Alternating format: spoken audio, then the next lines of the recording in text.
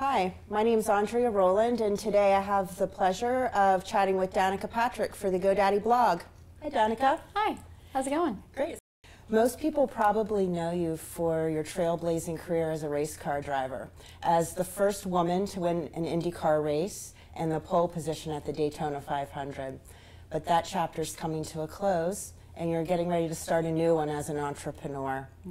Your last race is coming up at the Indianapolis 500, right, in May? That's right. How are you feeling? I'm good. I'm excited and I'm nervous. I'm, you know, the way that I felt with the Daytona 500 is, you know, how I feel with the Indy 500 is that I want it to go really well, and you know, and on some level you feel like that's, you know, going to be the story of your career, but you know, you got to remember it's just one race, but I'm still going to put all the effort into it, like as if it is the only thing that matters. But again, that's how I've lived my whole career. That's how that's how I've always done it. So put everything into it, leave nothing to chance and no excuses. And so, but I'm ready. I'm excited. I think race day is going to be fairly emotional, and I'm not really ready for that, but it's going to happen. I've decided that pit lane must keep very tight, and my dad needs to be like behind me, not in front of me, because he's going to be a wreck.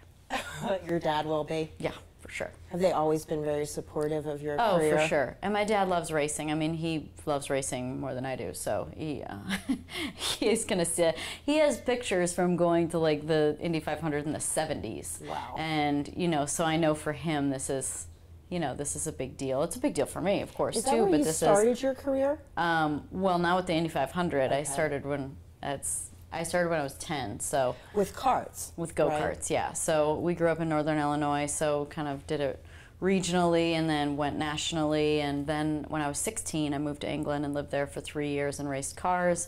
Came back, got a ride with Bobby Rahal, did Formula Atlantic for 2 years, and then started Indy cars in 2005. So this has been your whole life. Yeah. This career. This is my 27th season. I'd love to know what was going through your mind as you were making this decision to retire.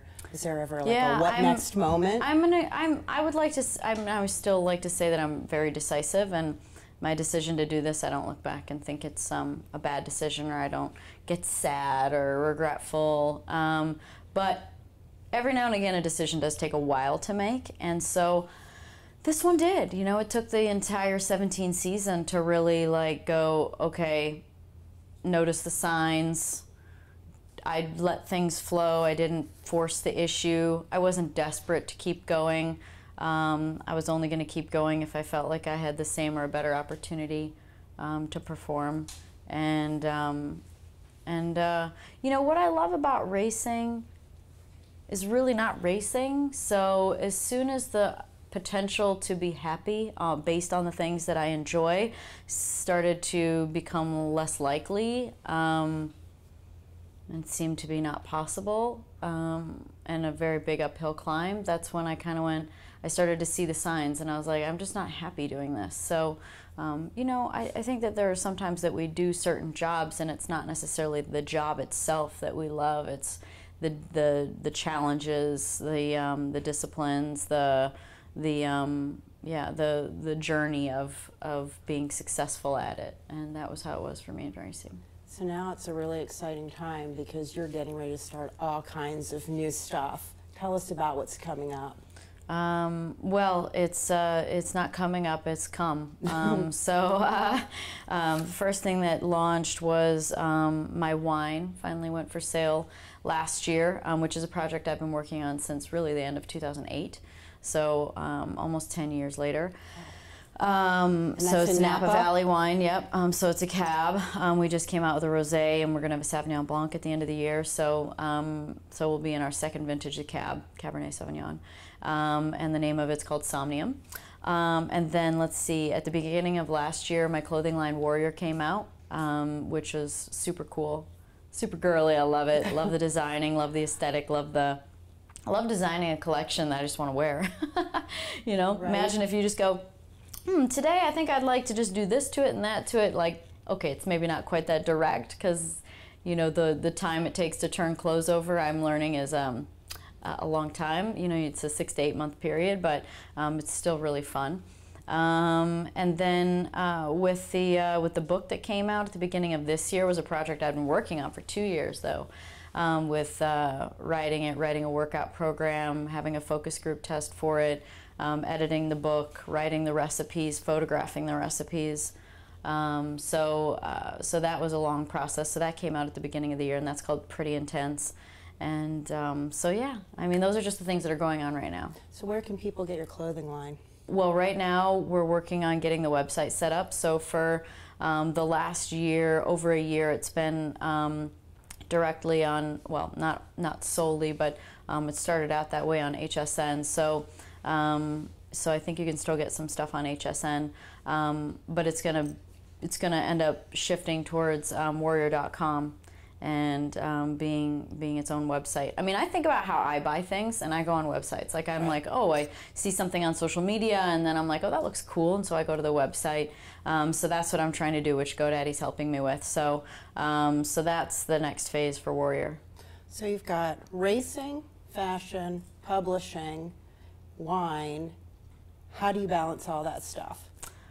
I mean, I was able to balance it by prioritizing racing first, and you know, it still is. That's still the priority, although I have a lot more time now.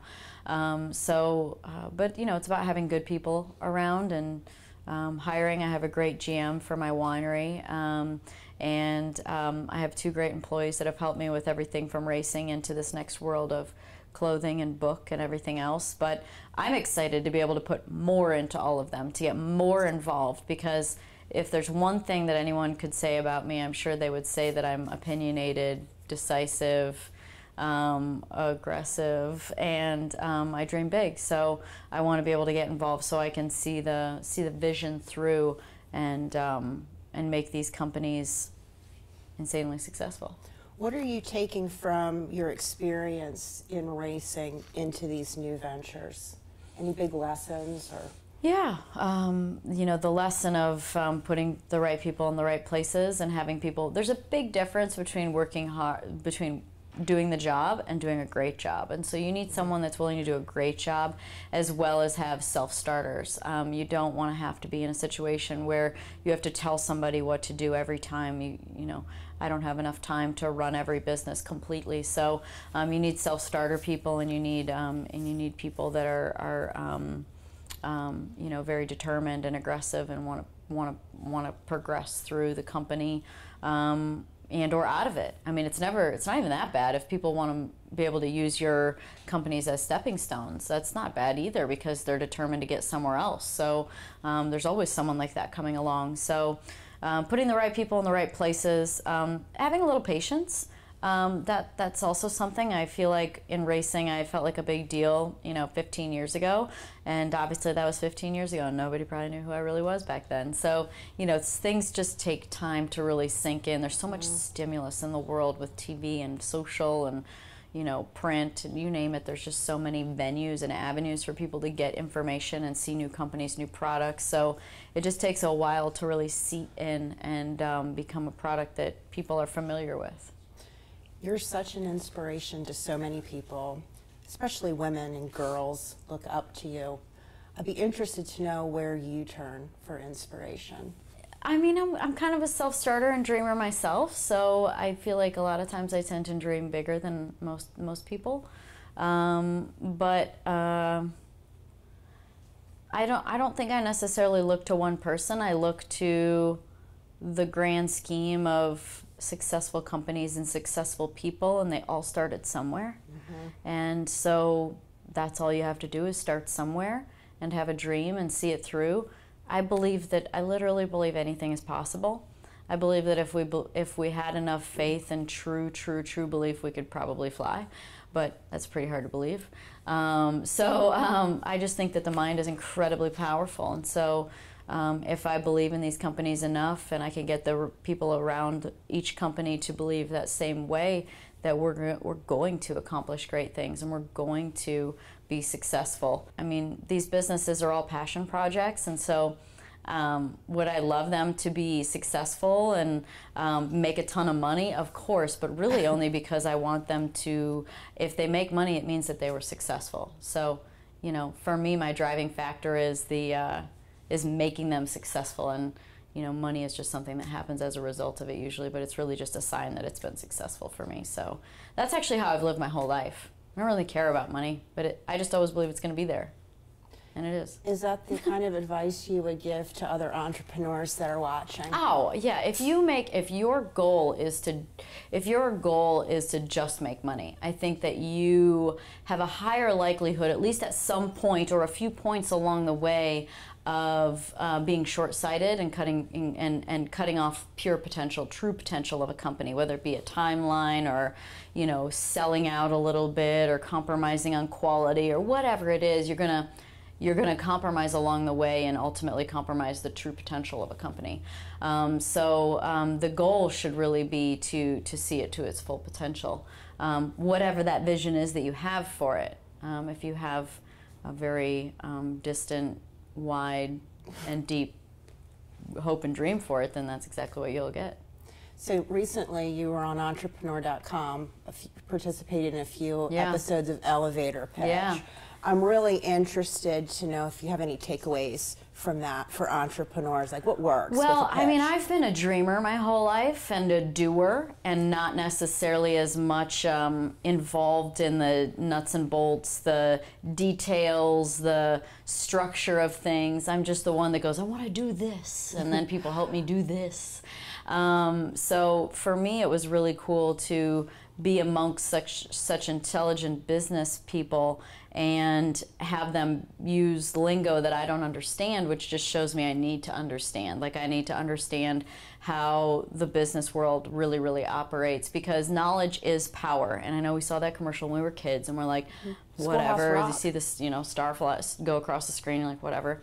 But it's true, because if you don't know what you're talking about or what you want, then someone could take advantage of you. And so whether it's from a business perspective, percentages, rates, margins, you name it, somebody can take advantage of you if you don't know your stuff and know what you want ultimately out of the company. So it was really nice to sit with them and get a little educated and a little inspired.